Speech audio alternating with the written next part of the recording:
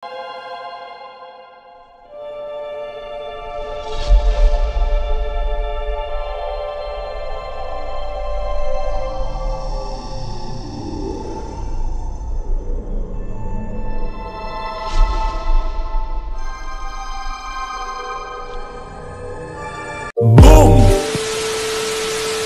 yan po mga Dabarkads, mga kabiyaya, isang mabiyayang araw po sa ating lahat.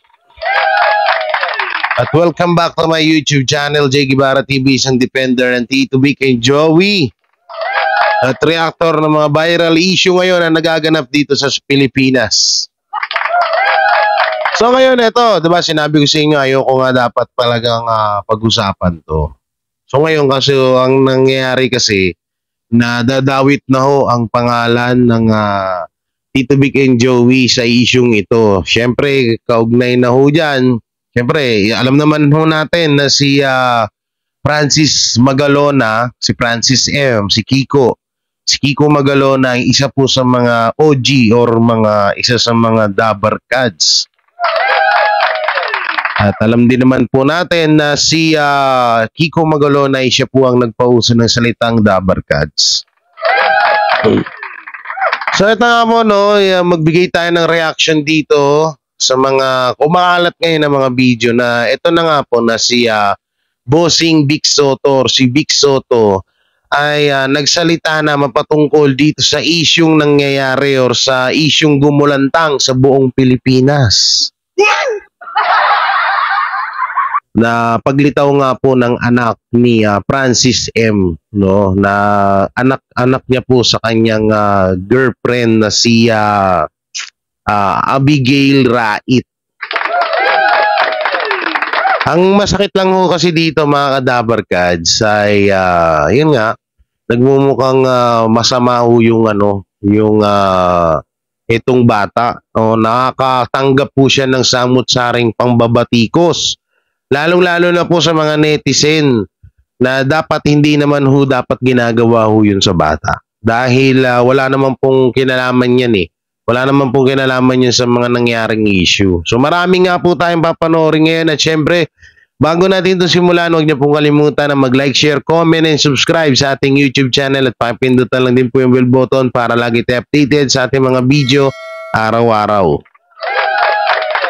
At di umano nga ay itong mga anak ni Kiko Magalona or Francis Magalona ay nagsalita na rin po daw mapatungkol dito. So ano nga ba itong mga, unahin po natin itong video na kung saan ay itong isa sa mga anak ni Kiko ay nagsalita na, no, mapatungkol sa nangyaring issue na to.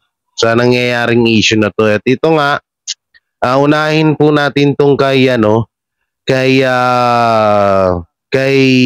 Frank. Yan, reaction ni Frank sa mga revelasyon ni Abigail Rait viral. So ito po, panoorin po natin. Totoo po ba ito?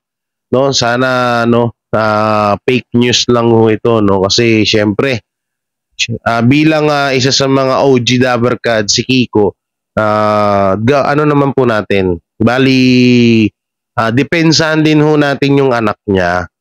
No, at sana naman din na tanggap siya ng anak ng mga kapatid niya sa ibang kay Pia.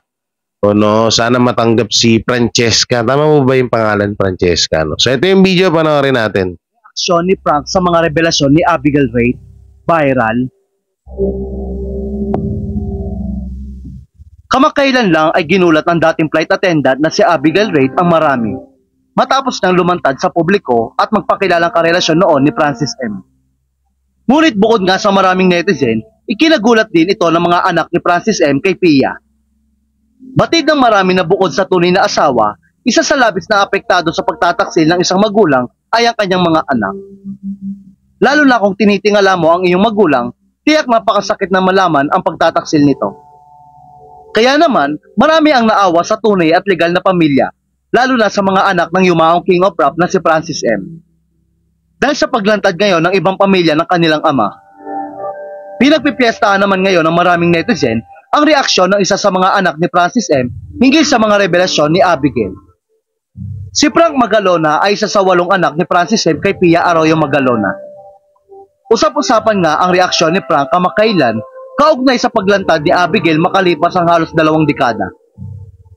Bagamat walang direktang pahayag si Frank, hindi nga nakaligtas sa maraming netizen ang paglalike niya sa isang post ng netizen sa X o dating Twitter.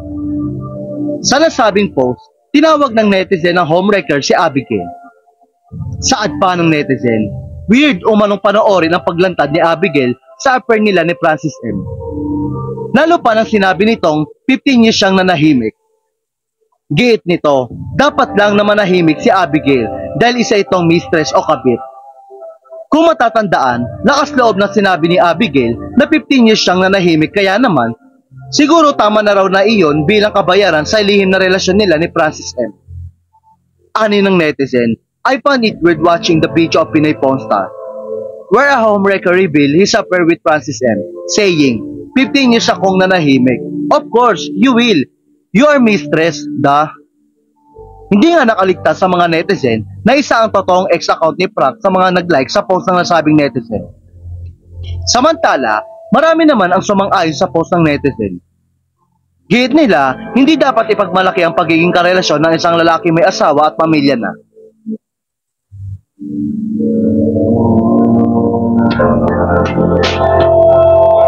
May hindi lang ako dito na gustuhan sa bidyong to, no? Yung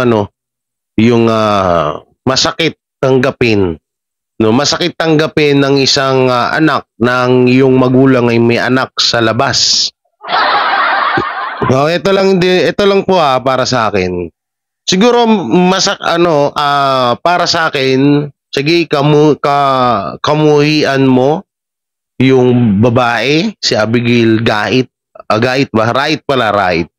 Pero yung anak or yung kapatid mo sa tatay, no, kapatid mo sa tatay ay dapat buo mong tanggapin yun or tanggapin mo ng buo sa kalooban mo dahil parte din yan ng buhay mo. No? Yun lang para sa akin dun sa pagiging kabit ni Abigail Wright. Hindi naman na tayo diyan hindi tayo diyan sangayon syempre. May isa sa mga pinagbabawal yan, no.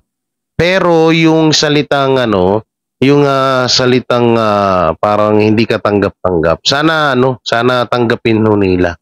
Tanggapin nila yung bata. Kahit yung kapatid na lang sana nila. Yun na lang sana, no. Yun na lang sana yung tanggapin nila kahit na wag na yung babae. Hindi naman kailangan eh. Tsaka ito napanood ko yung video. Doon sa Pinoy Pawn Star. Hindi naman pinagmalaki. No? Hindi naman pinagmalaki ni Abigail na siya ay kabit. Hindi naman pinagmalaki. Ang pinagmalaki niya doon ay yung anak niya na anak ni Francis Magalona. Na si Francesca Gail. Gail Francesca Magalona ata or Han, hindi ko alam apelyido, no. Tayo hindi naman din mapagkakaila din kasi una kamuka, pangalawa may talent din, magaling din mag-rap, 'di ba? Ano nga ngayon grabe impact ngayon. Kahapon nasa 2,000 followers 2,000 followers po yung anak ni Francis M na yan na si Abigail. Na si Abigail tuloy. Na si Francesca. No, ba't dumilim? Huy, dumidilim ka. No, naging bali ang nangyari, ba't dumidilim Ang taas ata ng brightness nitong isa na to. Bawasan nga natin. Ayan.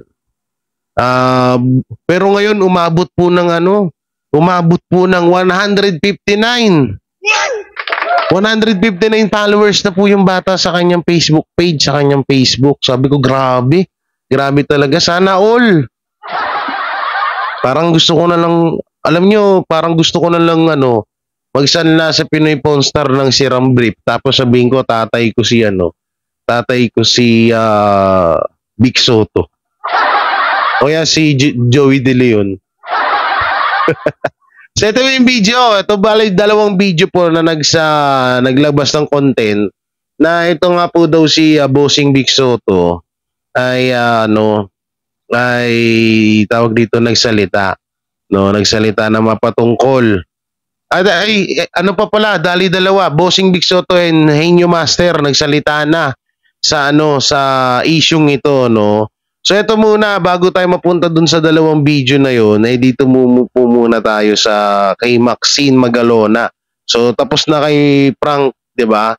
Dito naman po tayo kay Maxine na di umano ay parang may anong tawag doon, cryptic post, no, napatama daw kay Abigail Rait. So ito po, panoorin natin. Post ni Maxine matapos lumutang ang sikretong relasyon ni Francis M. Hot topic ngayon sa social media ang post ni Maxine Magalona kasunod lamang ng paglutang ng sikretong relasyon ng kanyang amang si Francis Magalona at Abigail Rait. Para sa maraming anak na babae, itinuturing nilang first love ang kanilang ama dahil ito ang unang lalaki sa kanilang buhay. First love nga ni Maxine ang kanyang Papa Francis. Bilang panganay na anak ng legendary rapper, saksi ang marami kung gaano kalapit si Maxine kay Francis M.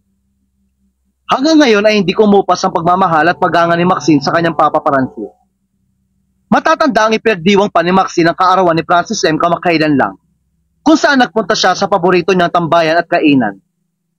Kaya marami ang naghihintay sa reaksyon ni Maxine sa paglantad ni Abigail Rait at half-sister niyang si Gail Francesca. Nabunga ng relasyon ng kanyang ama sa dating flight attendant.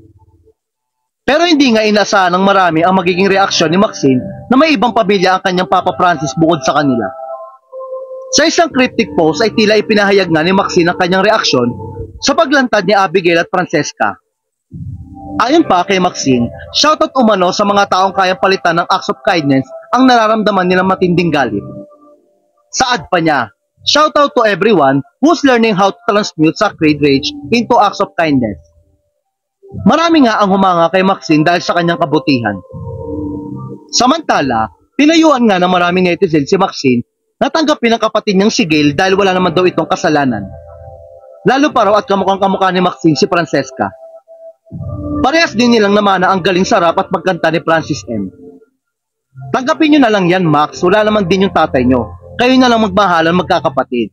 Di naman din nalalayo sa inyo, pretty din yung half-sister nyo. Maxine Magalona, maganda na, mabait pa, down to earth pa. Her action is valid. I would feel the same anger if I were in her shoe. Let her manage her emotion. No one can dictate how to react, feel a once called Papa's girl. Max, loud and proud, legal child with a beautiful soul in and out.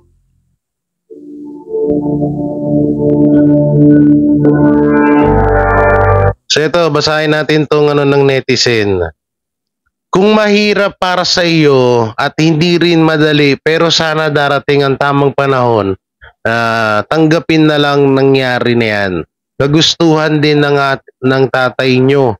Walang kasalanan ng anak. Tama po yan, no? Ito, totoo po yun. Wala pong kasalanan yung bata dito, no? Walang kasalanan.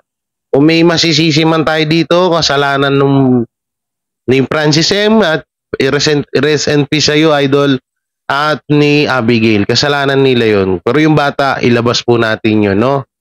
Anak sa labas. Ito lang ang, ito lang yung misa masakit, no? Anak sa labas. No, parang hindi kaya-aya sa pandinig ko na tawagin yung bata na anak sa labas. Pwede siguro, kapatid na lang sa tatay, pwede pa. Pero yung anak sa labas, parang hindi ka tanggap-tanggap. No, kasalanan ng anak sa labas, karapatan din niyang makilala ang totoong tatay kahit patay na. Wala namang masama kung nagpakilala. Lahat naman tayo hindi perpekto sa mundo. At least hindi nang gulo ang mistress noong buhay pa si Francis M. Matutong magpatawad at tanggapin ng katotohanan. So ito, dito naman tayo sa video, no? Sa video ni Henyo Master na di umano kasi ito nga natatandaan ng mga Dabarkads at mga ilan na netizen na itong si Henyo Master ay may sinabi na may isang sikreto si Kiko Magalona or si Francis Magalona or maraming tawag sa kanya King of Rap, no? At isa rin sa mga iniidolo ko yan, no? At ayun nga, no, nagsasabi yung ibang mga vlogger na baka ito nga daw yung sinasabi ni Henyo Master na iniingat-ingatan na sikreto ni Kiko, ni Francis M na sinabi kay Joey De Leon, Henyo Master. So ito mo, panoorin natin. Joey, ibinunyag ang habili ni Francis M. Konektado nga ba ang habili ni Francis M kay Joey De Leon tungkol sa lumutang na naging karelasyon ng rapper na si Abigail Rait? Ano nga bang bagong revelasyon ang maaari pang pwedeng lumabas? Kamakailan nga lang ay pinagpipiyastahan sa social media ang paglantad ni Abigail Rait at ng kanyang 15-year-old daughter na si Cheska. Si Abigail nga ang babaeng nagpakilalang dating karelasyon ng yumaong rapper, actor, at TV host sa si Francis Magalona. Sa vlog na Pinoy Pawn Star sa lumabas noong Martes, October 17, 2023, inilahad ni Abigail na nanahimik sila ng kanyang anak sa loob ng 15 taon. Ani Abigail, "For 15 years na nahimik ako. Siguro naman ito na lang yung karapatan na pwede kong magawa para sa kanya. Hindi naman ako nagsalita eh. I know people will judge me, but we exist. What we had is real." Bahagi ng pahayag ni Abigail sa vlog habang ibinebenta niya ang ilan sa mga memorabilia ni Francis na nagpapatunay ng kanilang relasyon. Pero hindi na ito kagulat-gulat dahil 2 buwan matapos pumanaw noong 2009 ang itinuturing na King of Rap ng Pilipinas, lumitaw na ang mga larawan nila ni Abigail at ng kanilang sanggol pa noon na anak. Ngunit ano nga ba ang ibinunyag ni Joey De Leon na habilin sa kanya ni Francis M? Matapos ang pagbubunyag ni Abigail tungkol sa naging relasyon nila ni Francis M, binalikan ng ilang mga netizens ang sinabi noon ni Henyo Master Joey De Leon tungkol nga sa huling habilin ni Francis M sa kanya na hindi niya pwedeng sabihin sa kahit na sino. Ayon nga kay Joey, nakatanggap siya ng text message mula kay Francis M bago siya pumanaw, ngunit ayaw niyang ipaalam ito. Sinabi ni Joey na binura niya ang mensahe para protektahan ang nasabing sekreto ng sikat na rapper. Ani Joey, "One thing na pwede kong ibigay na clue, dying wish yun. Hintayin lang muna nating humupa ang sitwasyon. Sasabihin ko rin kung ano yung text message niya sa akin." Dagdag pa nga nito, ilang netizens ang nag-isip na ang mensaheng ipinadala ni Francis M ay may kaugnayan sa kanyang pamilya kay Abigail. Isa si Joey De Leon sa matalik na kaibigan ni Francis sa industriya. Matatanda ang nagbigay din ng mensahe si Joey sa pagkawala ni Francis. Aniya, "Tawag ko dyan si Babyface eh. Parang hindi tumatanda. Lahat kami sa Itbulaga tumanda na. Pero si Kiko, ganun pa rin siya. Yung mga anak nga niya parang magkakapatid lang sila." Dagdag pa nga nito, may rason kung bakit bata pa rin si Kiko. It's because parati siyang masaya at nandoon ang childlike personality niya. Ibinahagi nga rin ni Henyo Master ang mga bagay na mamimiss nito kay Francis. Aniya, "Mamimiss ko kay Kiko yung mga bagong idea sa kinocontribute niya sa show at ang paraan ng pag-demonstrate niya. Masayang tao si Kiko, and I'm sure even sa huling hininga niya, nakatawa yan. Seamless pa rin, di ba?"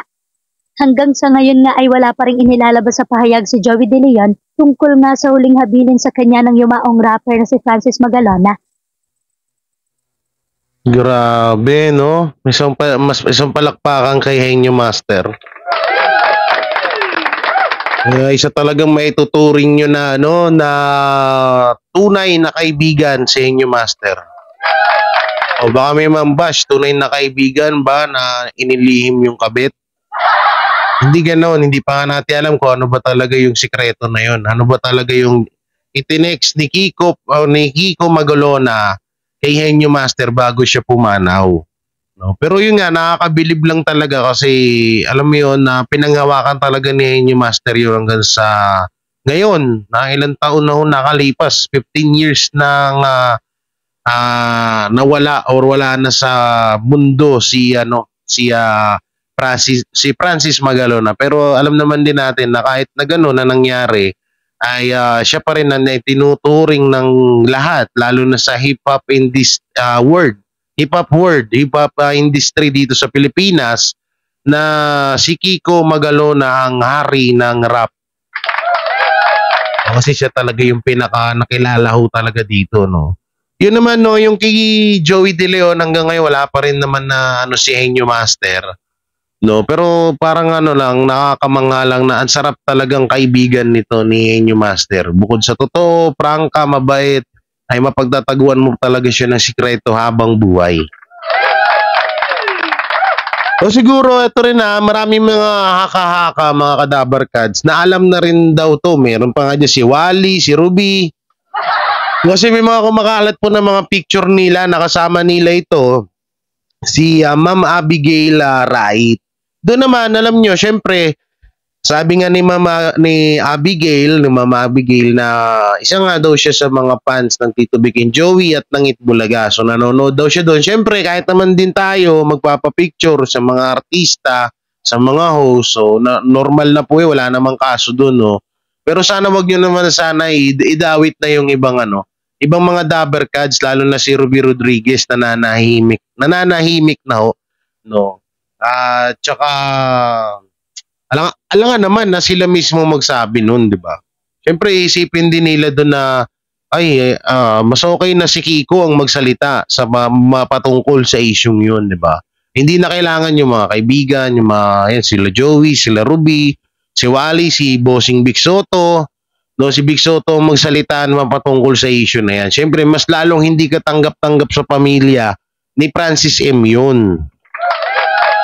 Kaya shoutout po dyan sa mga nagpapakalat, no. Wag naman ho sana kayong ganyan. So yan, dito naman tayo sa isang video. Ito na nga yung pinaka huling video. Ito sa bali dalawa pa to, no. Ito, Big Soto nagsalita na patungkol sa anak sa labas. Ito na naman, anak sa labas. Anak sa labas si Francis Magalona. Alam nyo minsan na na kokornihan or na iinis ako pag naririnig ko yung tinatawag yung bata na anak sa labas. Pwede naman anak ni Francis Magalona. Diba? Hindi yung anak sa labas. Tapos meron pinakamalupit yung sinabihan si na salot. Yung bata, salot daw yan sa pamilyang Magalona. Grabe naman. Sabi ko, grabe naman kayo. Wag naman nung ganun, wag naman. Okay, play na natin to.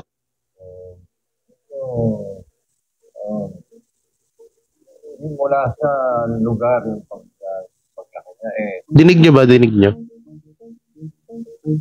Trending sa social media ang paglantad ng dating karelasyon ni Francis Magalona na si Abigail Ray.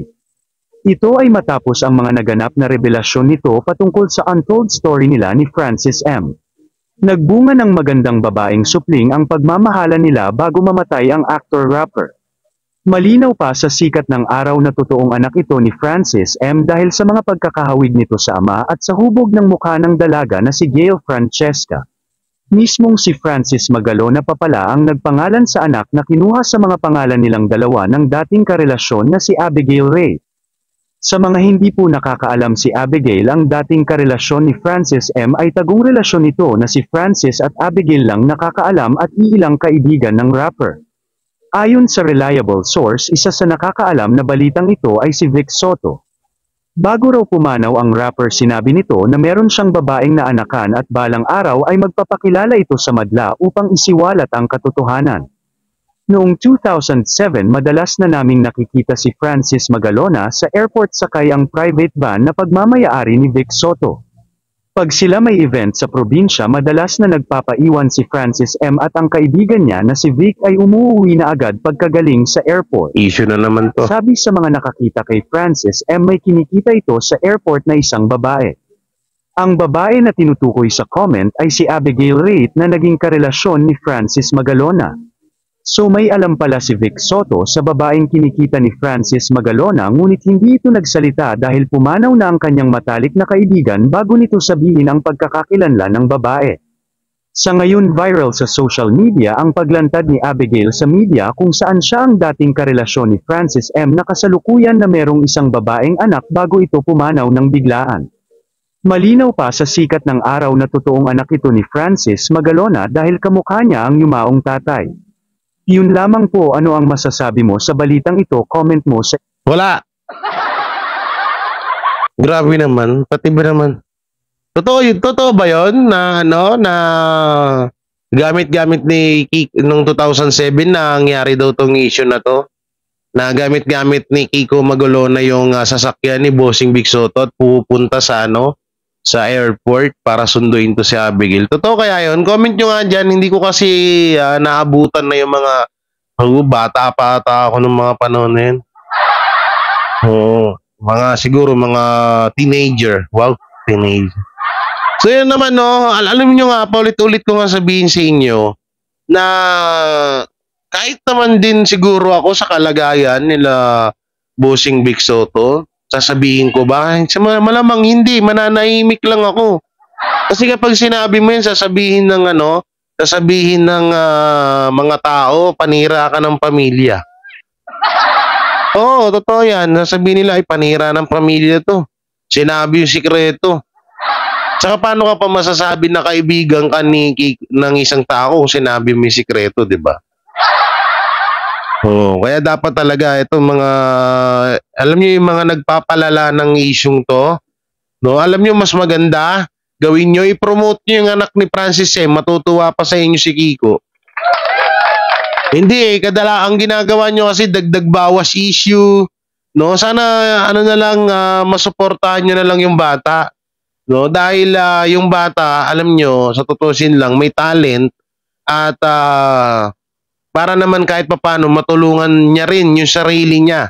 'Di ba? Alam naman din natin, malay mo naghihirap din sila. Siguro naman naghihirap din dahil kaya nga nila siguro ibinenta yung damit ni Francis Magalona para kahit papaano may pang panimula or para sa kinabukasan ng bata. Kasi kung may kaya sa buhay yan, hindi na sana hindi na sana nagpe-perform, hindi na sana kumakanta kung saan-saan para lang alam mo yung kumita ng pera, 'di ba? Kaya ako sa inyo bilang respeto kung talagang iniidolo nyo si Kiko Magalona or si Francis Magalona, ay suportahan na lang ho natin yung bata at wag po natin sabihan ng kung ano-ano. Bata pa po yan, wala pong alam sa ano yan. Hindi niya po kagustuhan kung ano yung nagawang kasalanan ng kanyang magulang at ni Francis Magalona, ng kanyang nanay at ni Francis Magalona. Wala bas po siya diyan. Kaya ako sa inyo yung mga sinasabi niyo, mga salot-salot, anak sa labas, yung mga malas sa buhay. Tigil-tigilan niyo yung ganyan ha. Hindi po kayo perpekto, walang perpekto dito sa mundo. Tandaan niyo yan. So ito pa isang video na kung saan ay ito nga ewan ko kung anong nilalaman nitong video to, no? Tingnan ko nga. Ayan, hindi pala ito. Hindi ko alam kung anong nilalaman ng video ito. Ayan, Vic Soto alam umano ang tungkol sa ibang pamilya ni Francis M. So ito pa isang video. Sige, pagdugtong-dugtungin natin yung mga istorya nitong mga punyentang vlogger na to. Okay. Okay, play natin. Ayaw ma-play Alam umano ang tungkol sa ibang pamilya ni Francis M. Kinonsinti nga ba ng veteranong host at komedyante na si Vic Soto ang pagtataksil ng yumaong rapper na si Francis M? Kamakailan lang ay sumumbulat sa marami ang tungkol sa ibang pamilya ng master rapper na si Francis M. Ito matapos magpakita na sa wakas ang babaeng naiulat na nakarelasyon noon ni Francis M bago ito pumanaw. Ang dating flight attendant na si Abigail Ray. Halos 2 dekada ngang itinago ni Abigail ang tungkol sa relasyon nila ni Francis M at maging ang bunga ng kanilang pagmamahalan. Ang anak nilang si Gail Francesca na ngayon ay 15 years old na. Pero bukod sa asawa ni Francis M na si Pia Arroyo Magalona, may isa pang umanong tao na nakakaalam sa malalim na sikreto ng King of Rap. Ito nga ay walang iba kundi ang dating host ng Itbulaga na si Vic Soto. Hindi lingid sa kaalaman ng marami, matalik na magkaibigan sina Vic at Francis M at matagal silang magkasama sa Itbulaga. Sa katunayan, si Francis M pa nga ang nakaimbento ng salitang Dabbercad na tawag sa mga tagahanga ng Itbulaga. Dahil sa kanilang matagal na pagkakaibigan, alam umano ni Vic ang relasyon ni Francis M kay Abigail. Sa katunayan, ayon pa sa ilang saksi, ginagamit pa raw ni Francis M ang private van ni Vic tuwing pumupunta ito kay Abigail. O sinusundo ito sa airport bilang ito'y isang flight attendant.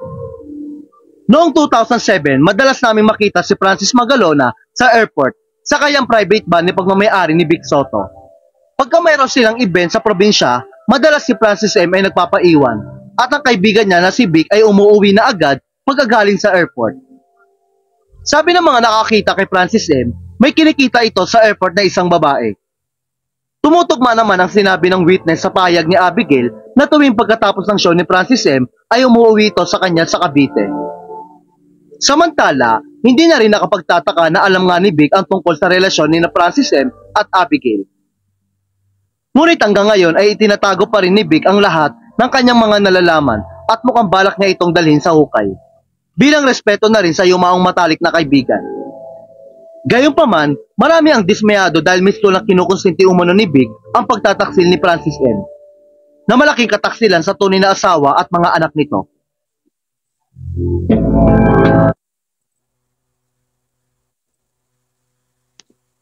Wala palang boses. Alam nyo, hindi pangungonsinti yun ang tawag doon, no?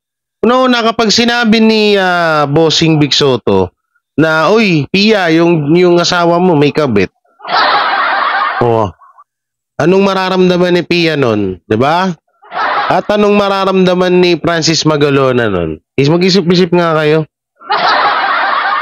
Siyempre, kahit ano, papangalagaan at papangalagaan yan. Tsaka hindi nyo tukoy. Ito pa, hindi 100% na alam ba to ng Tito Vic and Joey or ng iba pang mga dabber cats tong issue na to.